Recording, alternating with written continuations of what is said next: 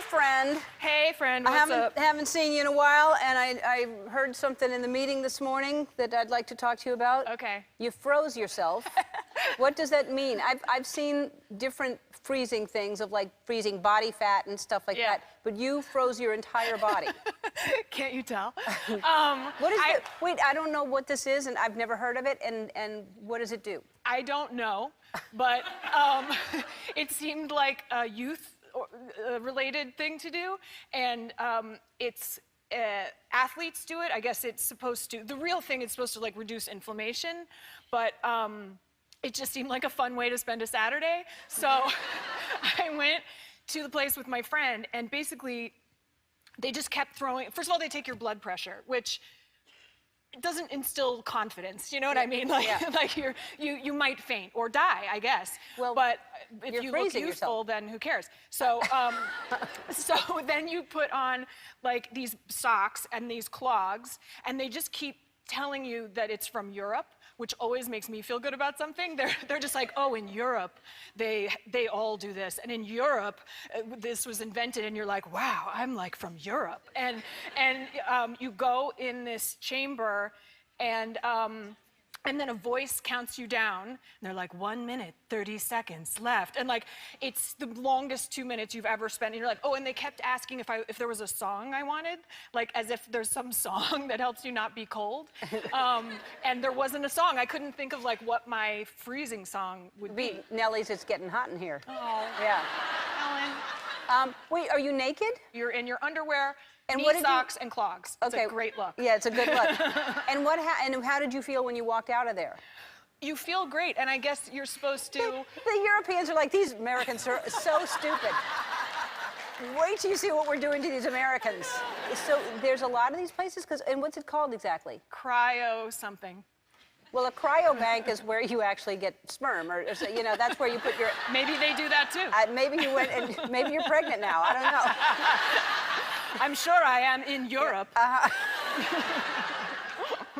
Oh, man. I could talk about that longer, but I got to talk about Gilmore Girls. Oh, yeah. So congratulations. Thank you. What was it like the first day? I mean, everybody's been waiting for this.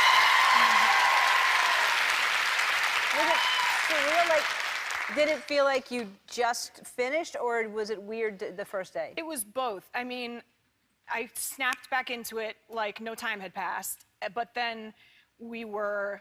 You know, for instance, one of our stages was here. We didn't used to, on this show, we didn't used to be here, so I'd walk out and see people from your show and just feel so confused, you know, but I have never had an experience like it. It was one of the happiest times of my life, and on the very first day, I was so nervous, and I couldn't decide what to wear, because it was the scene where it's the first time you'll see my character, and I kept changing, and finally I had to go, and so I picked something off the rack, and it was a little big in my dresser, pinned it in the back, and so I went to set, had our day, incredible day, and at the end of the day, she knocks on my door, and she said, I have something to show you. I swear I didn't see this before, but this is the shirt you picked, and you know, I had thought there was like a pin in my back, and she came and cut the tag out, and it was the tag from the shirt I picked on the first day of playing this character for the second time, and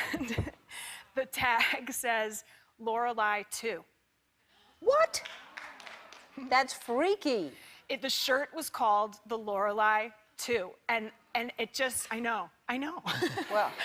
And it became such a symbol for me of all the special, magical, incredible, I don't know, things that had to happen for this to come together. Yeah. And there were a bunch of those, and I kept a diary and wrote about it. Weren't there like, everyone was shut down, like there were like lockdowns because everybody was so worried about spoilers that no one could talk about anything. Including me, including I'd come to set with friends, you know, and try to take pictures, and the Warner Brothers guards would be like, ma'am, excuse me, ma'am. And I was like, no, you can trust me. I'll you know, take good care of this information. Yeah, it was, you know, it's a show that people love and wanted information about. So all the scripts were watermarked. You know, we had to try to keep it secure.